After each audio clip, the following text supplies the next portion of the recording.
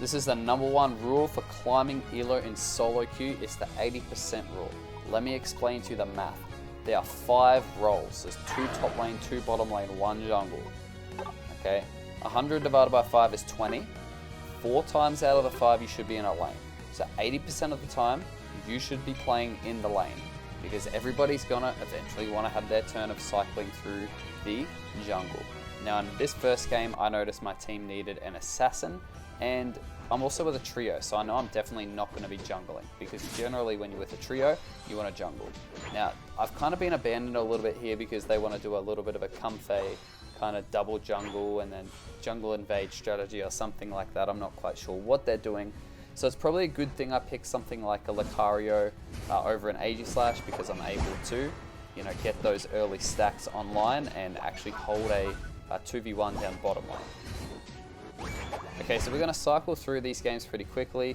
We end up at the Ray fight. I'm in a healthy position at level 13. My trio's actually been really, really solid here. The egg people. And again, my role as a Lucario, I'm looking to pick off one of their carries.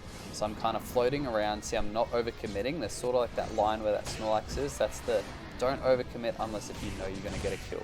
So the Mamoswine's here. I try and pick up that Mamoswine, and we do manage to get the kill. And again, I don't overcommit because I don't want to die, because I've got such an important role. So the Comfey and the Thingamabob go off and score 180, which is great, but they kind of leave us in a tricky position. So I just go all out damage here, because I know if I can just damage them and maybe get a kill, then that's one less person who can score, or hopefully my team can clean up. So I've dived in, we've managed to do that, and really, because we've got the lead here, our trio and I are understanding that if we kind of just coast it out, if we just look for kills, we don't need to touch the Rayquaza, we can win the game. So we're not overcommitting, we're not, deliberately dying, flexing damage or anything like that. We're playing very smart, we're playing very comfortable. Here I'm sweeping around, I'm looking to pick off one of the squishies as they come over that jump pad there. I would like to get more aggressive in that bush next to the little blue buff or whatever it's called. And here is the Decidueye now. Scrub the Bone Rush and he flashes away. So that puts me in a weird position, but time is really running out for them. And all I'm doing is I'm just going, yep, if I get a kill, then that's better than nothing. We pick up the Delphox and coast out the game. That's one nice win, and really, really nice. So I'm fast forwarding between these, so I'm not just like cropping. It's like this is 5 legitimate games in a row, and I'm going to show you this is my approach.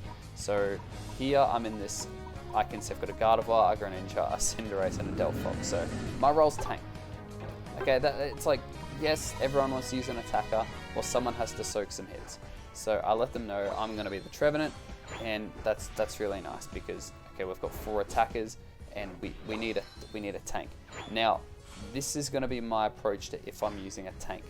I think in the SoloQ you need a self-healing tank. So Trevenant is really, really good, but I also think something like a Greedent is good. Something that can dish out damage, and something that you can stack with, so you can get your levels by getting some spores in, and you can kind of propel yourself forward. Okay, and when you're using these tanks throughout the game, you want to be pushing their jungle quite a bit, and you want to be supporting your team, because generally they're going to be squishier, so you want to be giving your team vision, but you also want to be soaking some hits so they're not taking so much. So like I said, you want to be spending as much time just taking and providing vision in the middle of the map, and your teammates, your attackers, they can be getting the more free farm towards the back, and as well as that you're providing vision when you're doing so. So a lot of time in SoloQ, you can get that mid farm fairly uncontested, right? If it's a pure SoloQ lobby, a lot of the times if you're there bang on 8 minutes, you're going to get the majority of that stuff. And so Trevenant's super, super strong early as well. You can see here, this guy has to use, I think he uses XSpeed to get away or something, he's flash. So, really, really strong. And he's got the sustain, branch poke heals, and you notice that little purple bar when it gets full, and then you use Curse, it'll reset the cooldown of Branch Poke and Horn Leech with Trevenant. So he's super strong, he can soak hits, but he can also sustain himself as well. So that's one big thing. So whenever you're using a tank, you definitely want something self-healing. So we get to this Ray fight, and really all I'm looking for here is providing vision, and I don't want to overcommit. So I really want to kill that Gardevoir, but you know, that is what it is. So I'm spamming retreat, because I need to back out of there and get some health back. I'm kind of like, hey guys, just wait for me to get in there. Okay, we've got 4 attackers plus me. So it's a little bit tricky, as Sylveon's kind of floating down bottom, the Delphox and the Gardevoir in position, and now we've got 2 left. So I'm kind of pinging like, hey guys, watch out. Don't get yourselves into trouble, because I've got to hold the fort here. Okay, this is a 3v4. So I've got my Unite move, and then bang, our Gardevoir gets kicked off. So I'm forced to Unite there just to purely sustain myself, because his Unite will give us some shielding. And there's the Gardevoir that I really wanted to pick off from before. And so we get the kill on him. And then here I'm just looking for vision. Okay, it's like a quick 40 score would have been nice. And running back in, but that's okay. It forces their Charizard to jump down. So essentially they've got 3 people out of the action, because 2 dead and the Charizard on me. And I make my way back into the mid. So it's a little bit of a tricky dance here, because if I die here, we're in a lot of trouble. So we've got 5, we're in position. I'm liking the feel of this so far, so we're looking to pick some off. Now I've pushed the Mamoswine off the Gardevoir ult, not the best play. And look, pure flip, that's what happens when you play the tank role. But we had everyone in there and they had 1 or 2 people. So we get the win, play the tank role. It kind of gave my team the best possible chances of winning that game.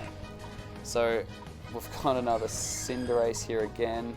And I'm kind of looking at, okay, well, what's everybody else picking? I suspect I'm going to be playing the tank role again, just from what people are floating their decisions on. So I kind of hover over Greedent, but I'm a little bit unsure. Okay, I'm kind of hovering between a couple of different Pokemon here. And again, you can see this is such an important process. It's like, who are we going to do? So I go, okay, actually I wouldn't mind playing the Pikachu role. But then time's running out and no one's really locked in a tank, so it's Potion Greed, and that's what we're stuck on. So we've got the double stack and the focus band, and we're looking to just soak hits, provide vision, and be a nuisance to the enemy while our attackers are able to do some work. So this game is in advance, this one's a little bit frustrating, because we're looking as a Greedent early game, we get our stacks, because we want to set ourselves up for late game. So we want our Belchers to be doing quite a bit of damage, and we want to get that cookie online, and Greedent is a Pokemon that you can kind of do this with. So here it's like they both come back for me, you just look to get out. Okay, you don't look to do anything silly there. Even if I secured the farm, I wasn't going for another stack. And at this point it's, yep, we've got the Eevee online.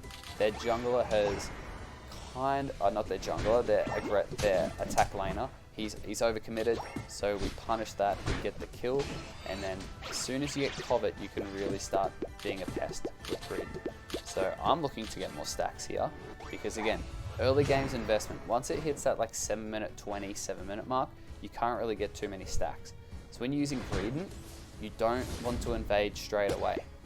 You want to invade later on. So you try and get a buff. Okay, but again, it's like safety is your priority. So you're just being a pest. Now there's like 3 people in the mid. So look at all the vision I'm providing for my team. My Cinderace is in a good spot because he knows his farm is pretty uncontested. I've got the 2 people in the bottom lane. And again, there's that blue buff. And then we motor on out of there with Covet. We're looking to, because Covet gives us a bit of CC. Not going to win that fight, so we back out. Again, we get to this last part here. Our Urshifu has got some kills. He's trying to score a 50, and he gets it in, but it's kind of like suicide because he's not going to be able to get out at that point. So I don't mind that play because he went off, but it leaves us in a super tricky situation. Okay, I'm not going to fight a T-Tar as a Greedent. His true damage is going to absolutely mince me. So I'm in a really awkward spot because then the Sylveon runs off to score. And at this point, even though we've scored 170, we're still behind because we kind of didn't really do too well. And the Slowbro played it smart. He knew that if he ulted me, then our whole team would have been really squishy. So they got the kill on me as the main tank, and then they were just able to sweep from there on. So Some games will be like that, that's a loss, and then we just move on. So 2 wins, 1 loss. So after that, it's like 3 games in the lane, kind of itching to have a go on the jungle, but again, 80% rule, right? So I'm looking at it, okay, who have we got? We've got a jungler in Greninja, that's great. He's pretty good. I'm with another duo as well. So we've got our assassin role, we've got a support role, we've got a jungler role, and I'm looking at this going, okay, what do we need? Like, do we need a tank? Kind of, but not really, because we've got the Blissey. The Machamp is the assassin, so I'm not going to go an Aegislash. And I just think Sylveon is like the perfect fit, because the Sylveon's going to provide a lot of damage, but it's also going to provide a lot of sustain.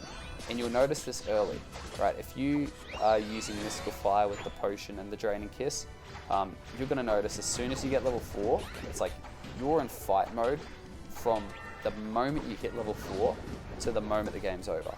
It's like you're just looking to provide value in every single team fight. So we got the 3v3 up top, but that's Sylveon different.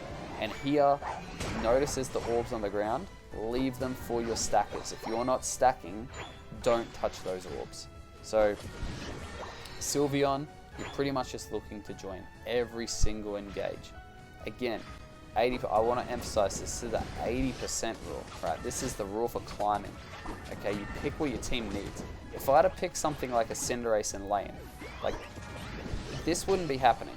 This is only happening because I'm picking the role that really fits for the team. Right, now, yes, the jungle is good. Okay, the Greninja has an amazing game here, but just, I've picked the role that I know that I need to fill and that my team needs me to do. So, bottom line is, if you want to be climbing, you need to be putting yourself in the best possible position and trust your teammates as much as possible.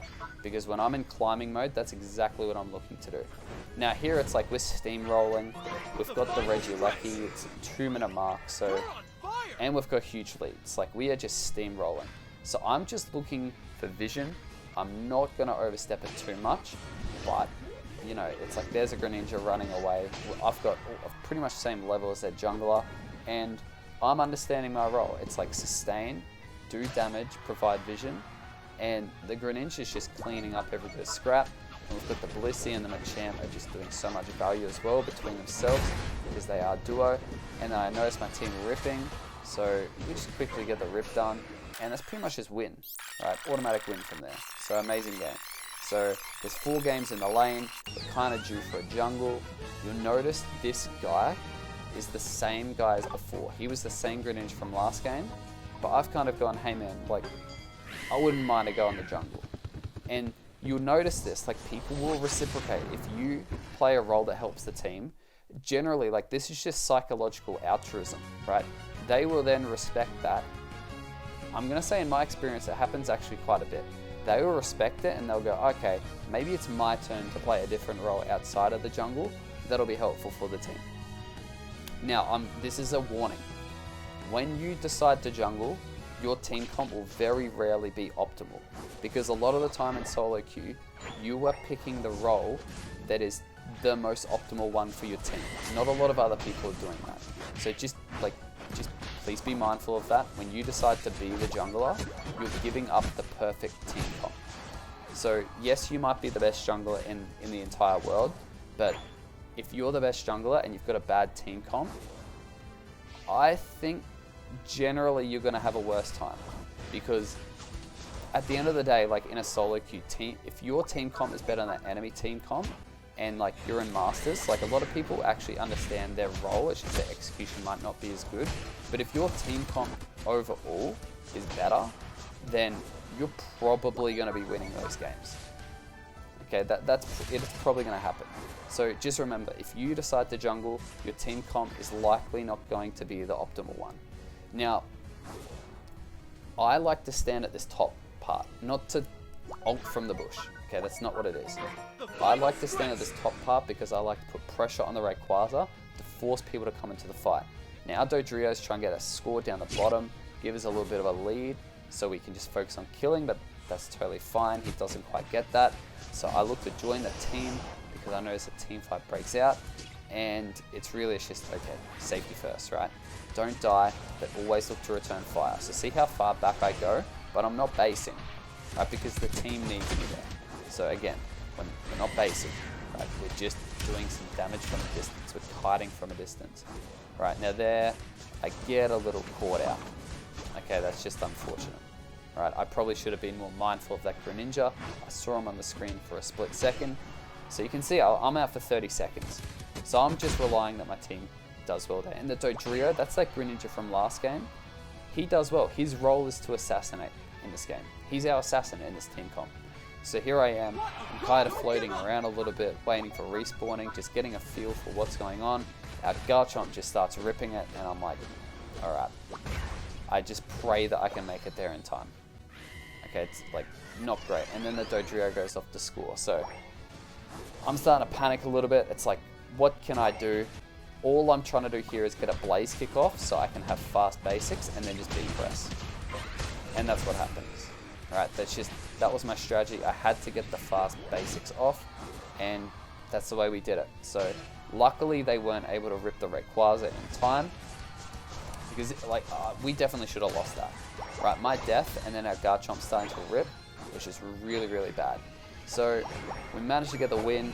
We do what we can as that jungle role, and you'll notice when you play the jungle, at least in my experience, they're the most tough wins to get, because you're not going to be in the most optimal team comp.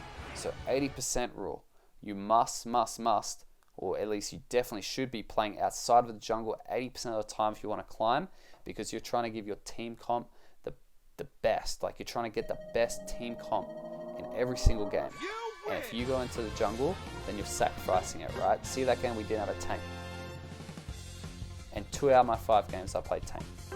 So it's like, a lot of the time, in order to climb, you want to be playing that role.